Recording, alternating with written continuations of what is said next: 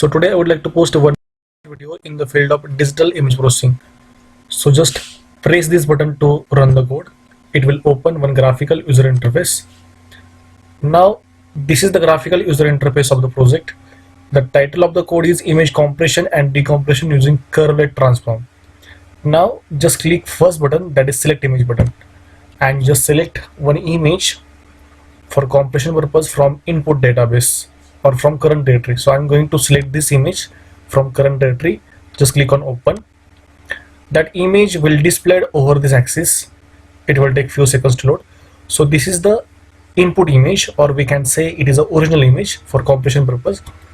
And here we are getting some dialog box like image selected for compression. Now just click on OK. Now just click on curvelet decomposition. So given image is decomposed with the help of curvelet transform, and the output of curvelet transform will shown here. So this is the curvelet transform and this is the dialog box. Just click on OK. Now you have to encode this image with the help of entropy encoding. Now just click on entropy encoding. So this is the encoded data and I'm getting some dialog box like encoding is done. Now just click on OK.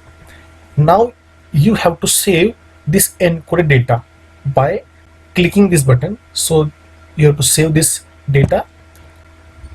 So this data is saved successfully. We are getting this message. Now just click on OK. Now we are going for decompression purpose. Now just click on select data button and select entropy encoded data from current directory. Now you have to select this data. Just click on open. So we are getting some dialog box like encoded data is selected. Just click on OK. Now you have to do entropy decoding. So we are getting entropy decoding and we are going for curvelet reconstruction. So this is the recovered image. Just click on OK. And these are the various output parameters that I am getting. The compression ratio that I am getting is 0.719657. The total time required for compression purpose is 8.59 seconds. The value of MSC is 0. The value of PSNR after reconstruction is 100. And the total time required for decompression purpose is 0.908287 seconds. Now we can save this recovered image by clicking this button. So we can save this image with the help of any name. So I'm going to give the name, any name, you can give the name. Now just click on save button. Just click on clear all and you have to clear all the data from compression side as well. Now I'm going to run this code for one more image. Just click on first button, that is select image button, and select one image from input database. So I'm going to select this image. Just click on open. That image will display over this axis.